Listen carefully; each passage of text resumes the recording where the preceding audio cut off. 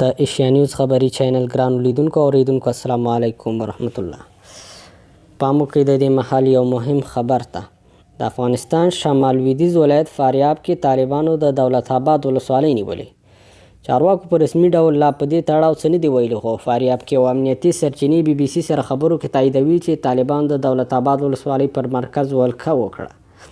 د دولت آباد ولسوالۍ ډېرې سیمې له کلونو راهیسې د طالبانو په لاس کې وي. د فاریاب ولایتي شورا غړی عبدالاحد وایي دولت آباد کې ځایي ځواکونو د هوایي او ځمکني ملاتړ نه رسېدو له امله دا ولسوالۍ په بشپړ ډول د طالبانو لاس ته ورغلې. د راپورونو له مخې دغه ولسوالۍ کې کلابند سرتېري د کمانډویانو په مرسته د قرمقل او اندخوی ولسوالیو ته لیږل شوي.